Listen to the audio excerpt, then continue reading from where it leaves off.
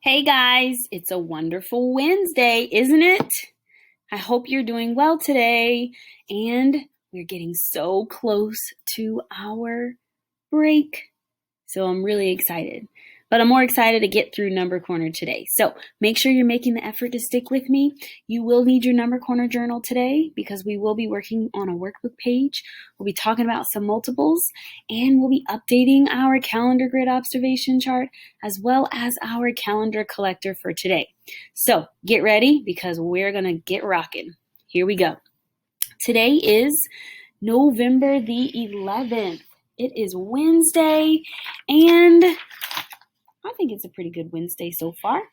And it's the 7th day of Number Corner for this month. Amazing. 7 days of November in school already gone by. Let's look and see what our marker looks like today. So we had an hour and 10 minutes up here. Now we have an hour and 20 minutes. Yesterday it was 11 o'clock. Today it is 12:20. So let's add that to our recording sheet.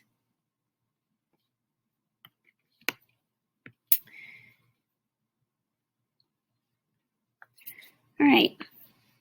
So 12:20 for 11:11.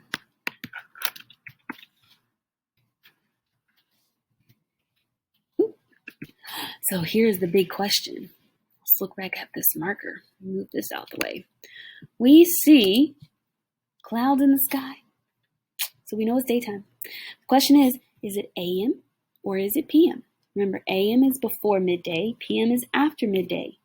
Midday is 12 o'clock. So, yes, it is now finally PM. You got it. All right, and the time between the two clocks from yesterday and today, from 11 to 12:20, is 1 hour and 20 minutes.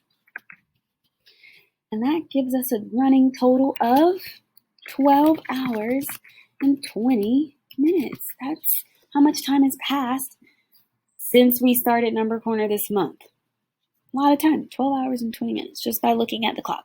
Obviously, in real life, more time has passed, but we are only focused on our calendar markers. So from one day to the next, and then how much time we are collecting from each of those markers. So we're looking at elapsed time. How much time has gone by since the very first marker that we saw for Number Corner, which is 12 o'clock, midnight.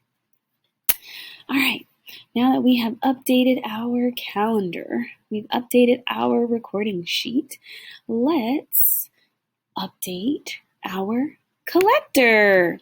So you know that we have 1.5 quarts. I'm adding another cup to our 1.5. See our marker right here. And what do you think we're going to have today? Yeah. And if you're looking closely, if you're paying attention, Miss Tremont actually already filled it out for you guys. We now have 1 3/4 of a quart. So 1 whole quart's already full, and I have it up here on my shelf over here. And then we have 3/4 of another quart. So our equation could be 7 times a fourth equals 1 3/4. You good with that? Awesome.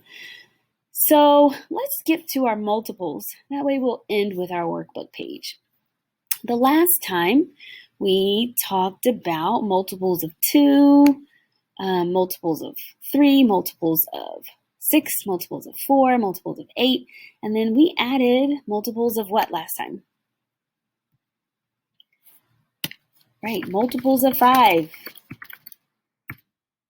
Have a red triangle on them. And we noticed that there were some multiples of 5 that weren't multiples of any other number. And did we say why that was? Why do you think that is? Or do you remember? 5 is a prime number. Okay? Its only factors are 1 and 5. So unlike 2 and 4, 4 is a double of 2. 4 is a multiple of 2. 8 is a multiple of 2 and 4. So they have similar multiples. 5 is prime. There's only one factor for the number 5.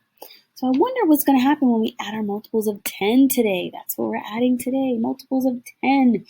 And we are going to put multiples of 10. We're going to put a black X under our multiples of 10. So let me go ahead and get my pen ready here. And since we know how to count by tens, we're just going to count by tens. Normally, if we were in person, we would do something called a count around where everybody would whisper a number. And if you were the lucky person who happened to be a multiple of 10, you would get to shout it out. And maybe I'd have you do a funky dance or something. But we're virtual.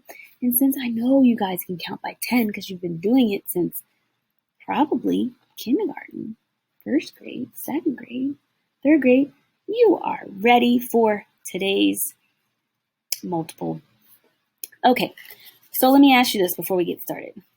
Can you name a multiple of 10 before we start? Great, because I gave you a really big hint by saying we're counting by tens. Do you think multiples of 10 are already going to have a symbol on them? Which ones? Any number that ends in 0? 0 in the ones place? That's what I think too. So then how many multiples do you think are between, multiples of 10, are between 0 and 100?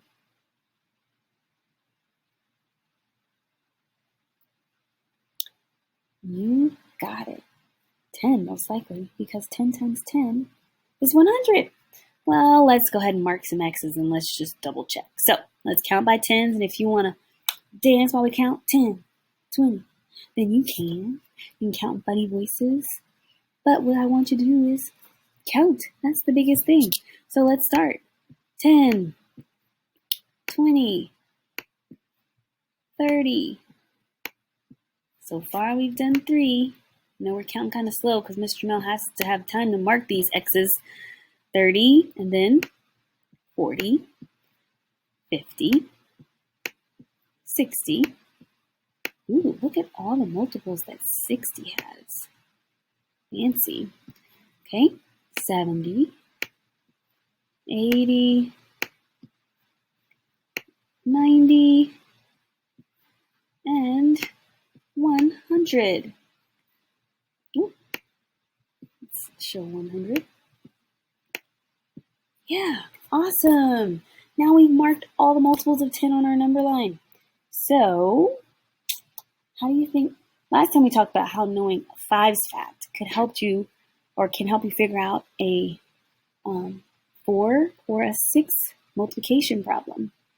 So now I'm wondering, how can you use a 10's fact to figure out a 5 fact or a 9's fact? 11 fact. How could you use 10 to help you multiply?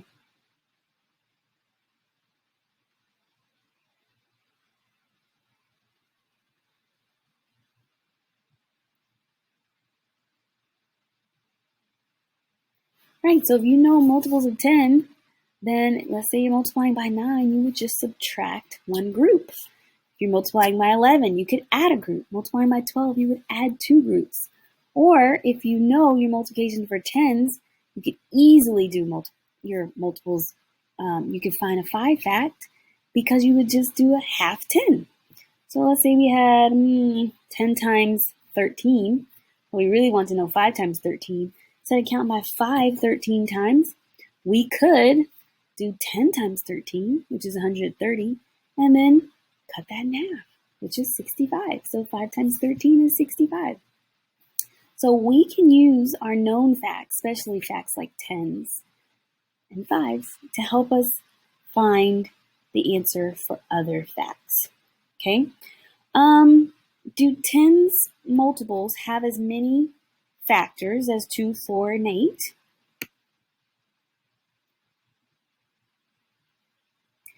Doesn't have as many, but it has more than less than 5, right? Because 10 has doubled 5. So every single multiple of 10, do you notice that it's also a multiple of 5? Right, because 10 is 5 doubled. which means 10 is not a prime number because it has factors 5 and 2 and 1 and 10. Right, good job. We're going to continue adding to our number line throughout the school year, talking about multiples, and hopefully this will help you think about multiplication in different ways so that you can use strategies to solve multiplication problems. All right? Well, now let's go to our workbook page. So hopefully you have your workbook out. Open it up to page 24. The other day we did page 23, right?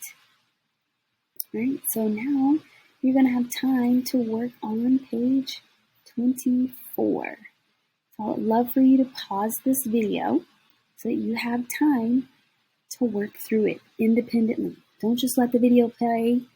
Miss Trammell doesn't need to do all the thinking for you. You guys are responsible for your learning. So pause it, work it out on your own, and then come back with me so that we can check to make sure what you did is correct. All right.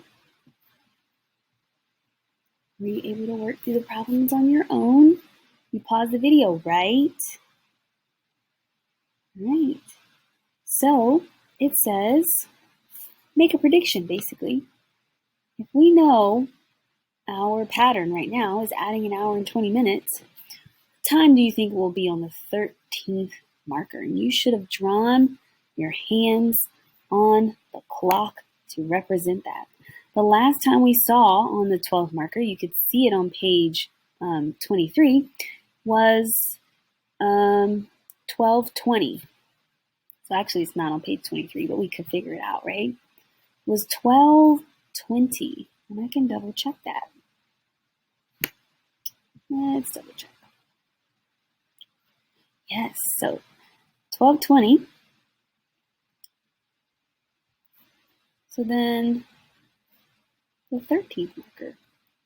Now, 12:20 was the 11th marker because that is today, which is November 11th. So now you gotta think 2 days in advance. What did you get?